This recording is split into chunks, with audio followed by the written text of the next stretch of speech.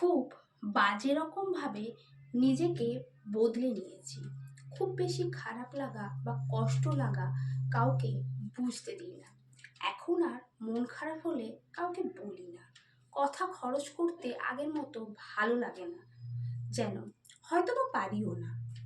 আবেগগুলো ভীষণ রকমভাবে অবহেলিত, অনুভূতিরাও মূল্যহীন, চাহিদাগুলো তুচ্ছ হয়েছে অনেকবার, বলতে গেলে প্রতিবারই।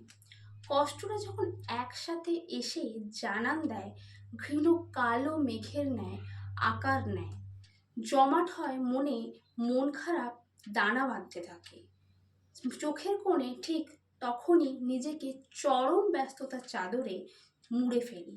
জমানো মন খারাপগুলোকে যত্ন করে তুলে রাখি একাকিত্বর ঘরে, কিংবা পুনরায় আবারও নিজেকে ব্যস্ত রাখার তাগিদাতে।